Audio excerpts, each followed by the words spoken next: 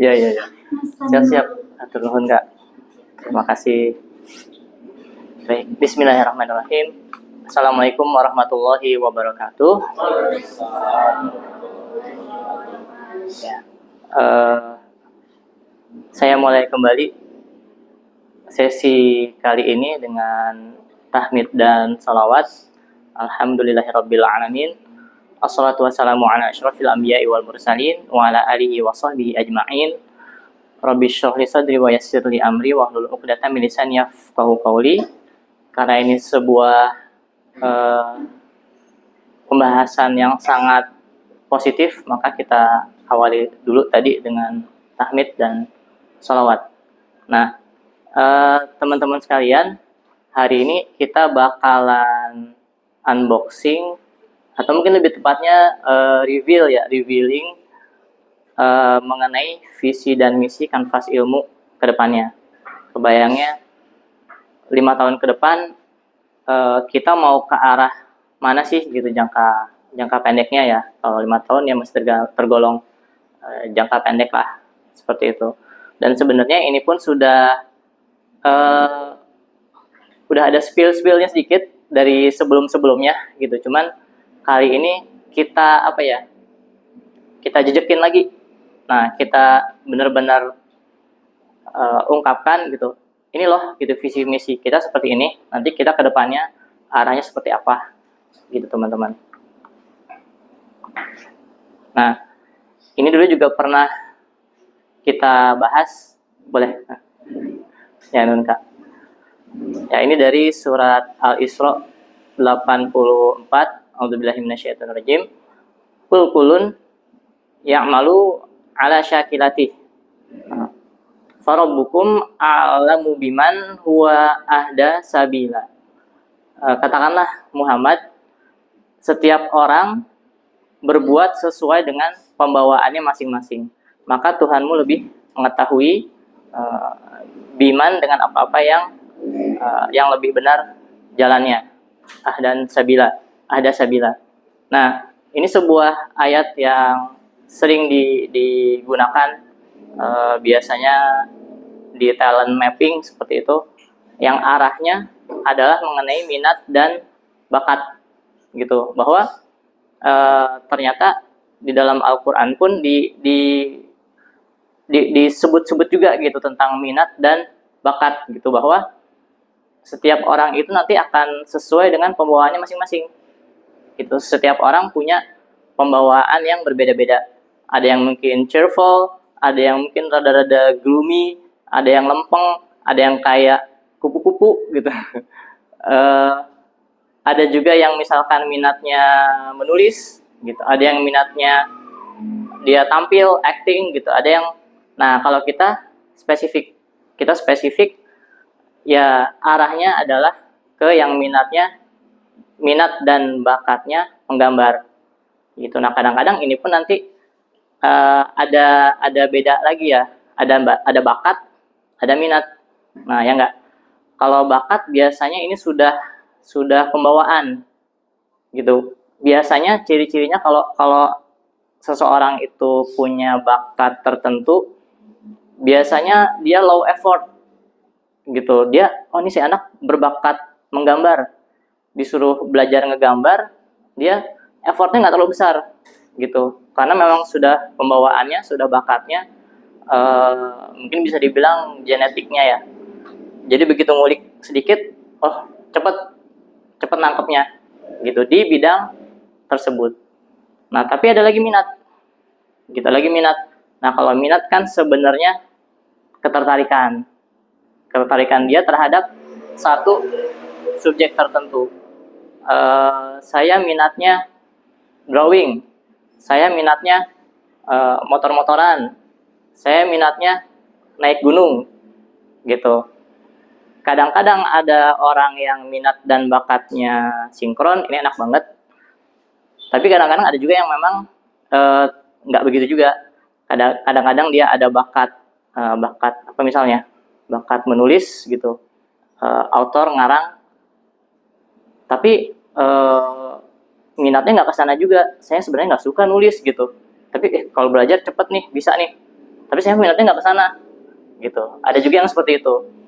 Ada juga yang sebaliknya, ada juga yang minatnya dia ke arah sesuatu, wah saya suka suka banget nih drawing gitu, tapi ternyata kok gambar saya gini ya, butut butut butut wae gitu. Dia butuh effort lebih dibanding teman-temannya untuk ngejar ketertinggalannya gitu, karena memang ternyata ya bakatnya di situ mungkin hanya sekian persen, tidak seperti teman-teman yang lain mungkin yang ada bakat bawaannya gitu. Mungkin seperti Naruto kali ya, zaman dulu ya, dia minatnya jadi apa namanya, jadi shinobi, jadi ninja, tapi memang dia harus effort banget gitu sampai mencapai tujuannya, seperti itu. Nah, eh, sebenarnya ketika misalkan si orang tersebut punya bakat, gimana?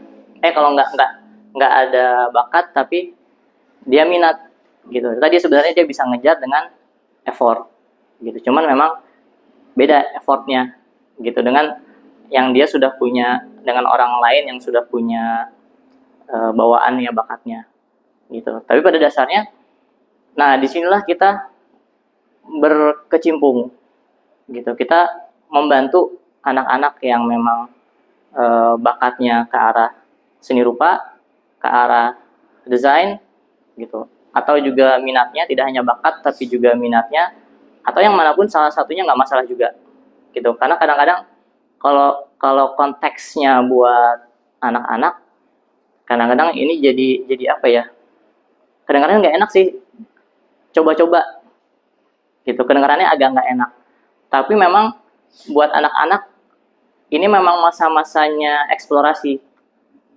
gitu. Dia orang tuanya idealnya dia bakal memapar anaknya ini untuk berbagai macam aktivitas gitu, sampai nanti anaknya memilih, oh ternyata saya minatnya di sini, yang ini mah enggak, saya udah pernah nyoba sih tapi yang ini ternyata enggak, ini enggak, saya suka yang itu gitu. Jadi ketika memang konteksnya orang tuanya pun pengen eksplorasi anaknya apakah punya minat atau bakat di sini, ya silahkan aja kita fasilitasi juga gitu. Artinya kan kita juga juga membantu orang tua tersebut untuk menemukan nih gitu, apakah anaknya memang beneran punya minat dan bakat di sini atau ternyata enggak gitu. Kalaupun ternyata tereliminasi, no problem juga gitu, karena lagi-lagi kita telah membantu orang tua tersebut untuk mengeksplorasi bakat anaknya.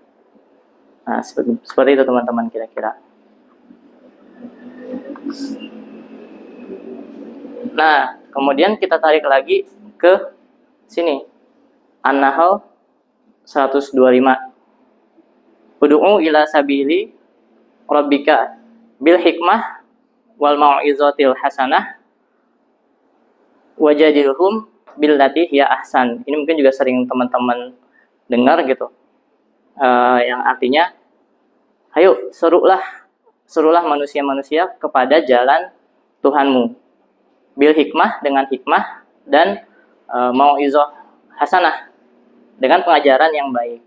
Serta bantahlah mereka dengan cara yang baik. Ini terutama sebenarnya yang membantah dengan cara yang baik ini biasanya arahnya kepada diskusi dan debat gitu. Ketika kamu berdiskusi, debatlah dengan cara yang baik, karena ini konteksnya menyampaikan kebaikan, mengajak orang kepada jalan Allah. Nah, tapi ternyata di sini, dan yang sering dikedepankan oleh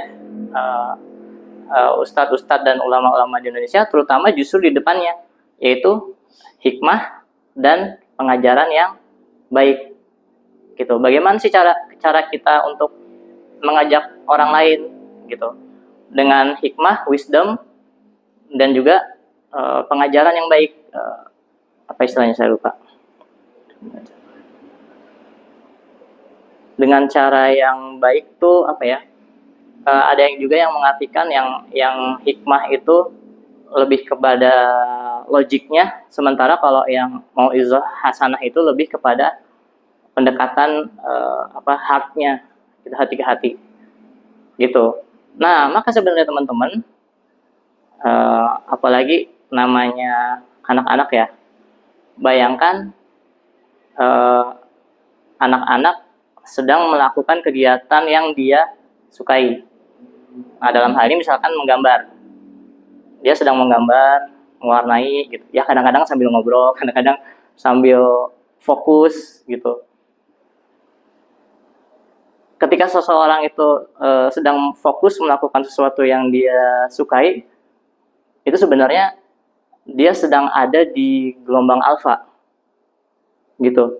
Which is yang manapun kamu yapping aja, itu dia ngerekam di alam bawah sadarnya. Nggak tahu nanti apa yang kita sampaikan akan keluar kapan gitu, tapi dia akan ngerekam di alam bawah sadarnya. Nah, itulah potensi kita teman-teman. Gitu. Dalam hal ini sebenarnya ketika kita konteksnya kepada anak-anak,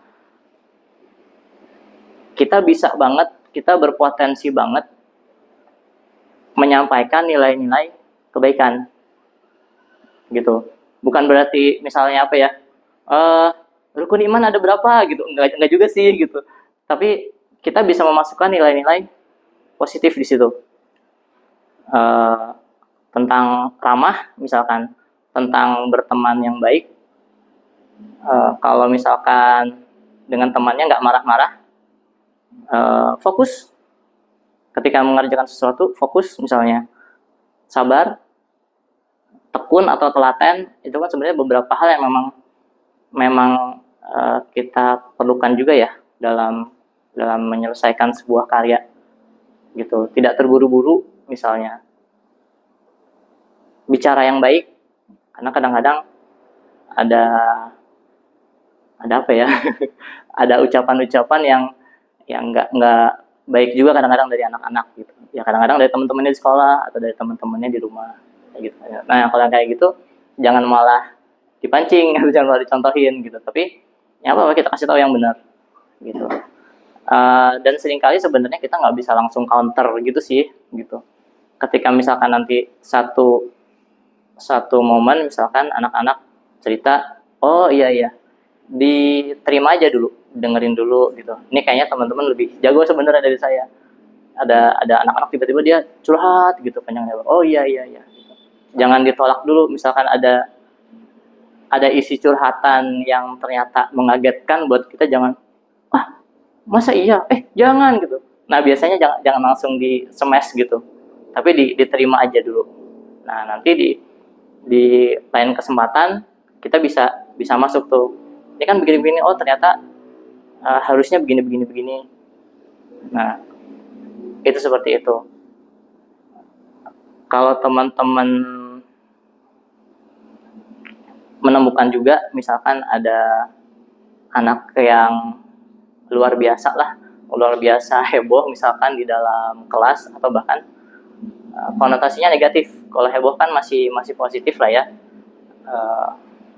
Kalau ada anak yang ternyata vibe-nya negatif gitu, atau misalkan contohnya apa, marah-marah, menggodain temannya, yang bela Israel ada ya? Ya pelan-pelan aja dulu, seperti itu. Membuat ulah gitu misalkan di dalam kelas. Biasanya sih teman-teman jangan ini dulu, jangan jangan merasa bersalah dulu. Misalkan, kok saya jadi guru nggak bisa nggak bisa ngehandle anak saya begini gitu. Karena biasanya mesti yang seperti itu, lebih dari 90% itu biasanya dia bermasalah di rumahnya gitu. Biasanya itu bawaan dari rumah gitu, berulah gitu ya, bahasa negatifnya nakal gitu ya gitu. Kadang-kadang omongannya nggak bagus gitu. Nah, biasanya itu bawaannya dari rumah.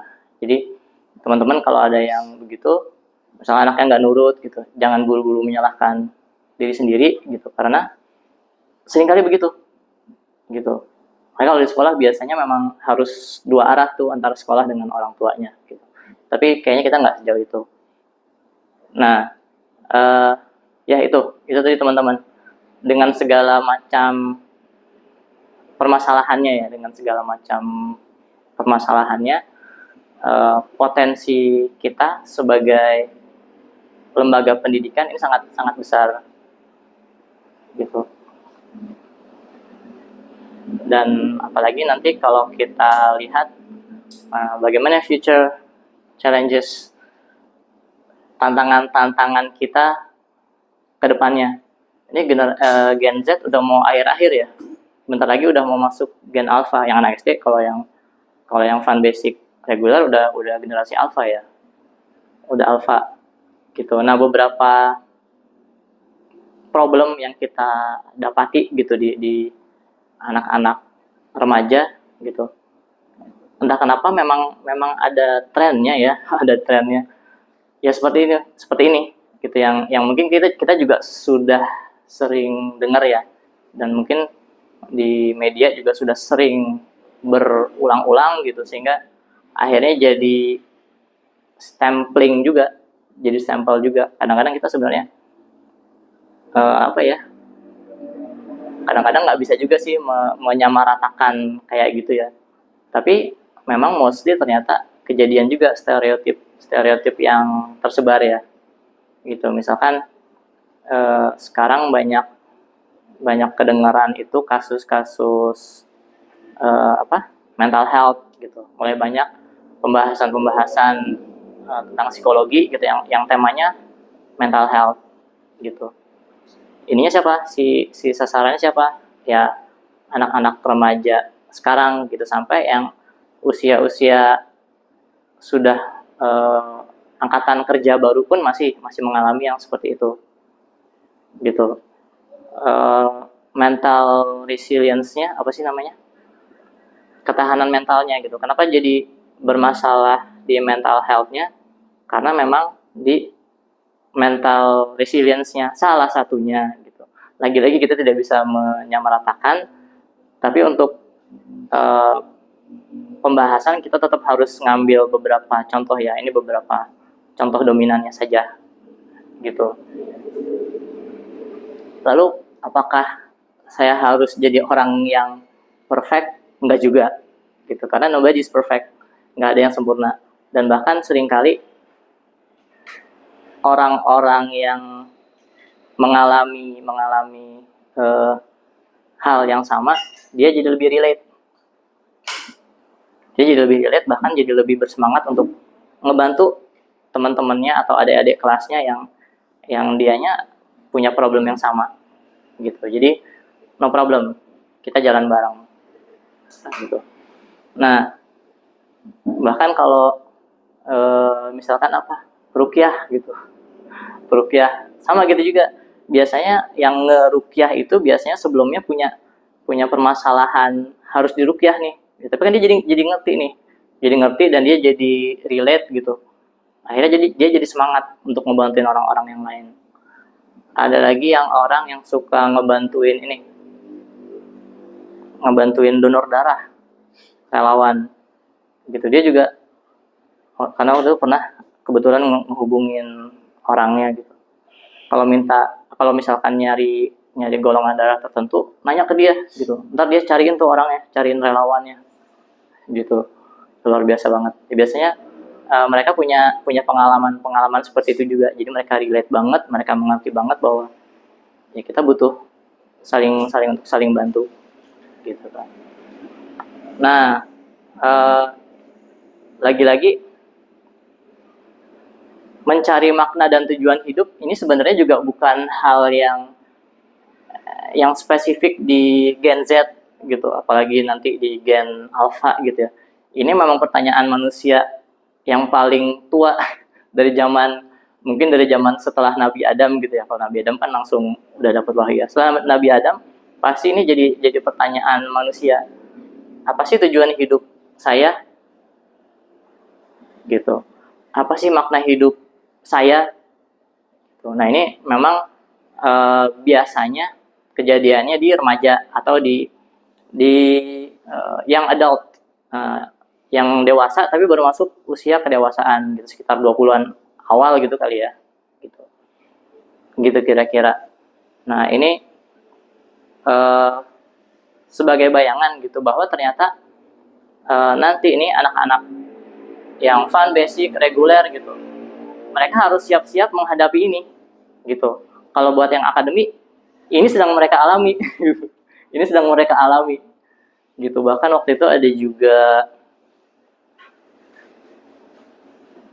calon sempat ada calon guru dari dia sudah sampai wawancara ke kita gitu, dan lulusan kampus terkenal juga gitu, anak seni rupa, tapi memang ada permasalahan ininya, permasalahan mentalnya gitu, sampai akhirnya waktu itu sudah sampai wawancara, kayaknya udah sempat pelatihan juga sekali apa 2 kali, tapi akhirnya beliau mundur gitu.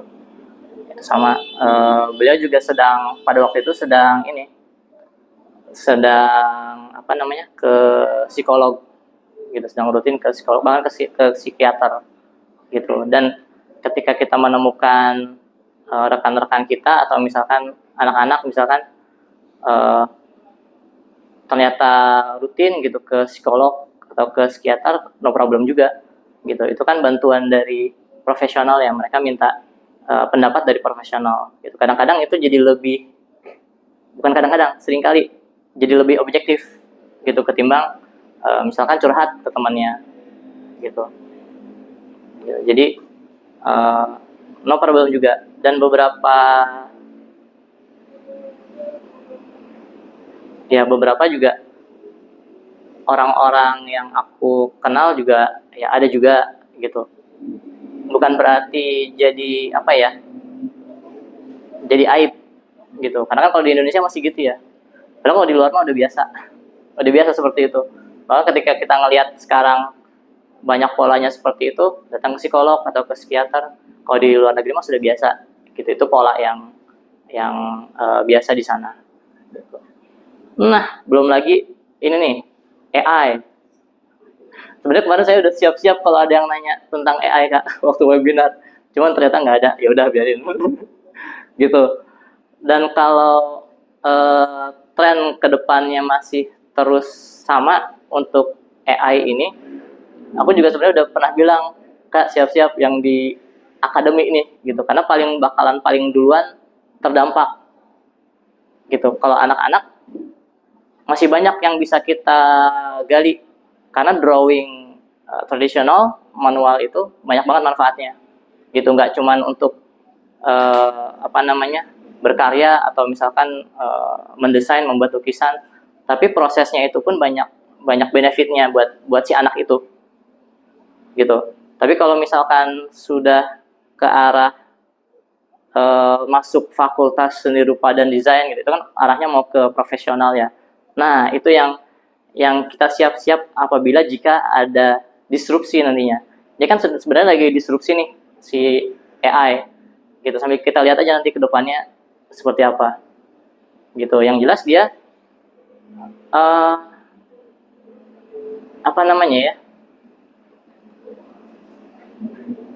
dia harus kita kuasai, bukan dia yang ngedikte kita sebagai manusia. Silakan pakai AI, silakan cari data segala macam, cari kesimpulan di AI gitu, cari referensi gitu. Tapi beberapa kali, entah kenapa dalam sebulan 2 bulan belakangan aku ditunjukin, aku dapat beberapa pengalaman gitu, orang lain pakai AI tapi fail gitu. Ketika dikasih jawaban yang high class, dia nggak nyampe, otaknya nggak nyampe, pemikirannya nggak nyampe gitu. Ya percuma juga jadinya gitu kan. Aku ngelihat dia dapat dia ngasih ngasih dokumen rencana gitu untuk desain, masih tertulis memang gitu. Profit banget ini.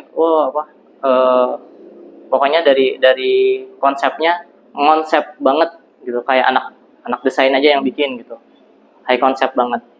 Tapi begitu diaplikasiin kok jadi melempem gitu, jadi yang ini nggak usah, yang ini nggak usah gitu.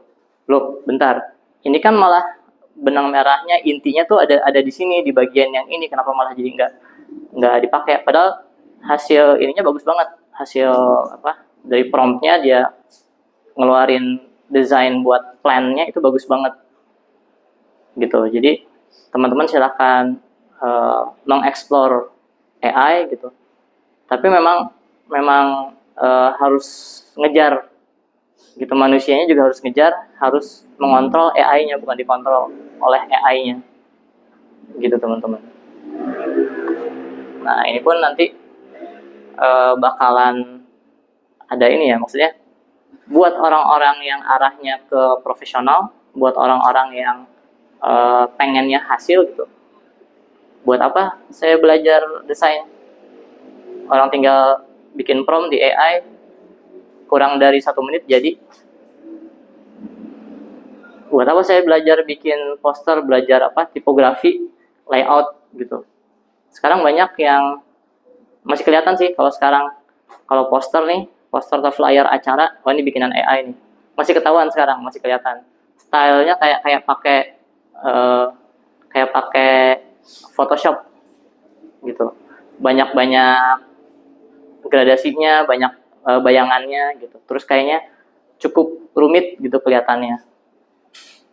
Gitu. Jadi sekarang tinggal masukin prompt aja, udah jadi poster dalam 1 menit. Gitu. Buat apa belajar desain?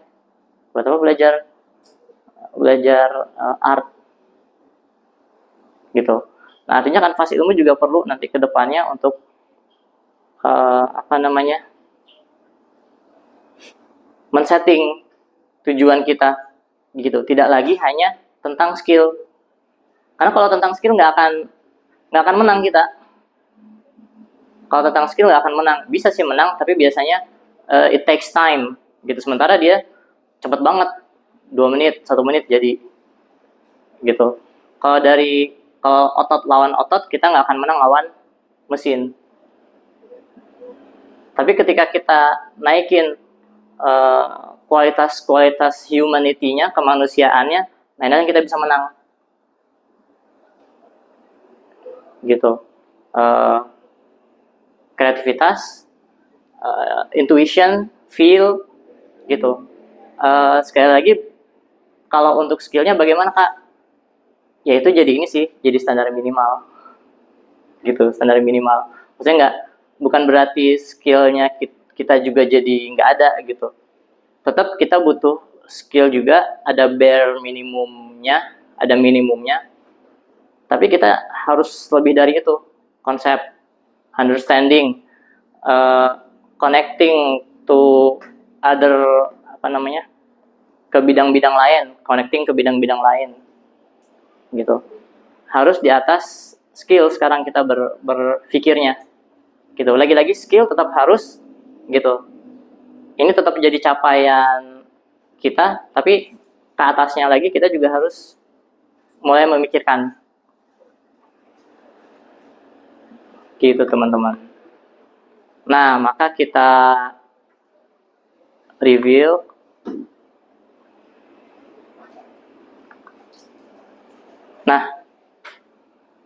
inilah visi kanvas ilmu 2026 gitu. Simple, plain, nggak berbunga-bunga sih, mohon maaf gitu, to the point, dan ya udah gitu aja. Tapi ada pointer-pointer tertentu nanti yang bakal kita highlight ya. Nah, visi kanvas ilmu menjadi lembaga pendidikan seni rupa dan desain terdepan yang melahirkan generasi kreatif dan berkarakter mulia yang diwujudkan dalam karya dan keteladanan. Gitu. Konteksnya kita ada di dalam pendidikan seni rupa dan desain. Kita ingin menjadi yang terdepan. Kemudian bagaimana nih dengan target capaian-capaian kita, generasi-generasi yang kreatif dan juga berkarakter mulia. Gitu. Jadi not only skill-nya, tapi di sini ada juga karakternya. Gitu. Nah, disinilah tadi yang posisi kita nanti yang aku sampaikan di awal tadi, kita bukan hanya jadi pengajar, bukan hanya mengajarkan tekniknya, tapi kita juga jadi pendidik. Gitu, kita juga jadi pendidik. Dan jujur ini sebenarnya nggak cuma di kanvas ilmu sih, nggak hanya di kanvas ilmu. Selama kita masih care dengan seseorang gitu, kita pasti pengennya dia selalu jadi lebih baik. Nah, kemudian kita wujudkan dalam karya dan keteladanan. Ada karyanya dan juga ada keteladanan dari kita yang orang dewasanya gitu, ke anak-anak maupun ke yang sudah remajanya. Nah, kemudian missionnya, stepnya, lebih detailnya, kita menyelenggarakan pendidikan seni dan desain yang berkualitas, fun, menyenangkan, sesuai dengan perkembangan peserta didik, gitu. Ya, yang SD ya disesuaikan, yang SMP disesuaikan, yang mau masuk FSRD disesuaikan, gitu. Syukur-syukur nanti jadi, nah seperti yang di depan itu ya. Jadi sebenarnya kita punya sebenarnya sekarang agak-agak disjointed sih, tapi aku kebayang gimana kedepannya nanti ini bisa nyambung nih dari TK, SD, SMP sampai SMA gitu, semuanya nyambung gitu dengan apa namanya, dengan eskalasi materi yang smooth gitu, seperti itu nanti bentuk idealnya. Kemudian kita menjadikan setiap interaksi dengan siswa, orang tua, masyarakat sebagai sarana menyebarkan nilai-nilai kebaikan dan keteladanan. Nih. Jadi sebenarnya tidak hanya dengan siswanya, tidak hanya dengan muridnya, tapi kan kita juga bakalan berkomunikasi nanti dengan orang tuanya gitu. Kemudian dengan masyarakat di sekitar kita pastinya.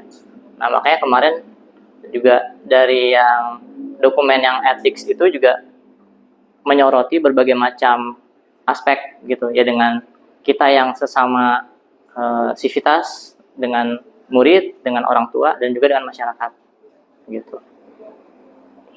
Begitu teman-teman.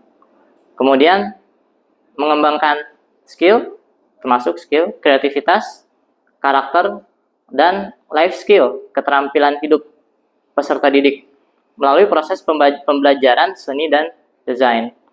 Nanti kedepannya bisa jadi tidak hanya skill, tapi kita juga bisa buka program yang arahnya itu life skill gitu. Maksudnya ketika ini saya sudah selesai program ini bisa jadi saya jadikan mata pencaharian nggak ya gitu. Lagi-lagi ini masih belum ya, tapi ini kan sebuah cita-cita seperti itu. Dan ini memang secara luas ya.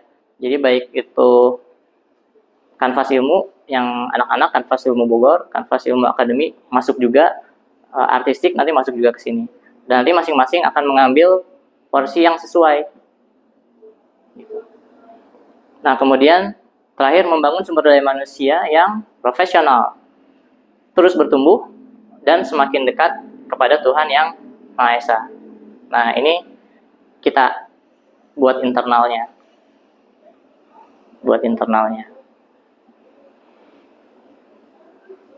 Kak, semakin dekat dengan Tuhan yang Maha Esa sih pasti Kak, iya. Semakin bertambahnya usia atau berkurangnya usia. Semakin berkurangnya usia, tentunya makin dekat sebenarnya kita dengan Tuhan yang Maha Esa gitu. Tapi ya bukan itu maksudnya ya, tapinya ya gitu. Nah, kita ingin jadi profesional, kemudian keep growing, semakin bertumbuh segala aspeknya, baik itu skill, kemudian juga akhlaknya, keimanannya, mudah-mudahan bisa kita sama-sama juga di sini bareng-bareng.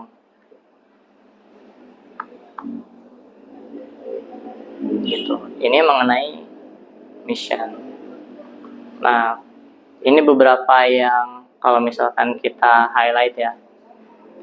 Pendidikan seni rupa dan desain sih pastinya terdepan, generasinya kreatif dan berkarakter mulia, kemudian dalam kerangka karya dan keteladanan.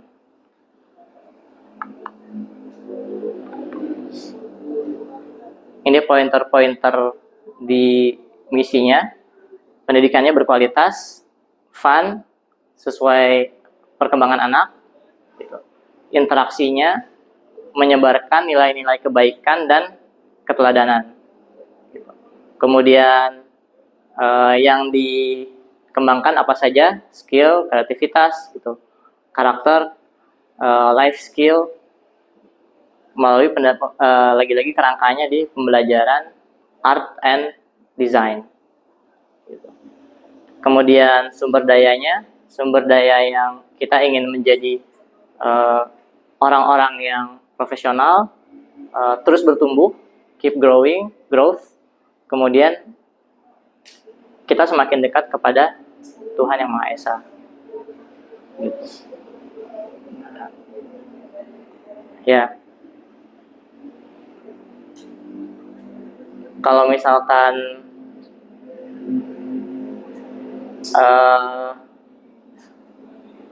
ya kemarin kita sudah mulai juga ya untuk kita rutinkan sholat jamaah gitu, sholat jamaah zuhur gitu. Itu jangan teman-teman pikir apa ya, saya nyuruh saya di depan gitu, karena ya sebenarnya saya posisinya sebenarnya ngajak, karena sebenarnya saya juga posisinya belajar juga sebenarnya dalam hal itu, mohon maaf. Terus terang saya juga masih struggle gitu, tapi ya udah ayolah bareng-bareng aja gitu, ya udah saya ajakin aja bareng-bareng gitu, supaya saya juga nggak bisa ngeles, istilahnya begitu. Saya juga masih struggle gitu, tapi harapannya dengan kemarin kita bikin program sholat jamaah bareng-bareng gitu, saya juga jadi terpaksa gitu untuk hadir di situ gitu, di jam yang on time gitu, kita sholat jamaah bareng-bareng gitu. Jadi bukan berarti mengajak itu kita harus paling jago, enggak juga gitu. Dalam hal ini aku ngajak karena aku juga butuh bantuan gitu, makanya aku juga yaudah ini aja sekalian aja, adain aja program ini gitu teman-teman.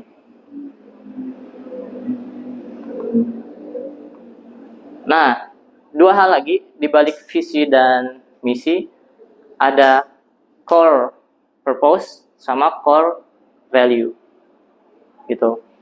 Core purpose ini ya